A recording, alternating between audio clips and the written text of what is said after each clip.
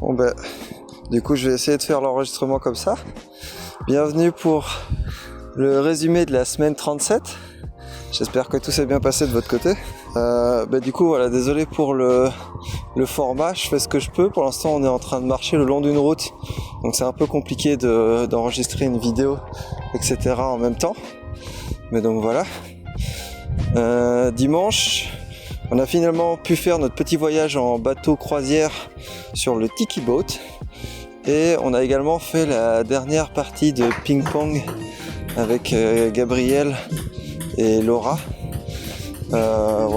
Gabriel a gagné une des parties et je l'ai battu pour la dernière, donc j'espère qu'il sera pas trop triste pour la suite de sa vie. Ensuite lundi, le nouveau staff était au complet et j'ai aussi pu louer une petite voiture pour partir en road trip avec Linné. Ensuite mardi on a passé la journée avec Linné au Météor, c'était magnifique, on se croirait vraiment dans un autre monde, une sorte d'ère jurassique ou je ne sais quoi.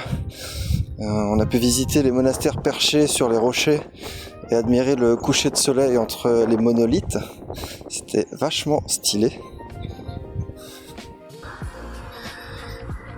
Mercredi c'était une journée un peu plus chill. Bon, j'ai quand même conduit environ 6 heures, mais c'était cool parce que j'avais envie de conduire. Et on a été au musée des tombeaux royaux. Bon, c'était 20 € l'entrée, mais franchement ça en valait la peine. C'était magnifique.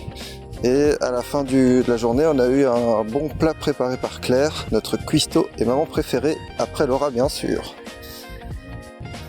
Bon, ça devait être notre premier jour de marche, mais quelque chose me dérangeait. Puis bon, en même temps, c'était carnaval dans la ville, donc c'était aussi une bonne excuse pour rester un peu plus longtemps. Bon, le truc cool, c'est qu'on a pu tous un peu participer au barbecue, qu'on a pu partager avec certains guests. Et je pense que ça nous a fait du bien de rester un jour de plus. Et puis bon, on va être complètement transparent. Linné avait environ 4 kilos de matériel en trop dans son sac, donc c'était pas plus mal de prendre un jour pour envoyer toutes ces affaires qu'elle avait en trop, dont par exemple son matériel de crochetage pour le tissu, etc. Donc voilà, bonne idée.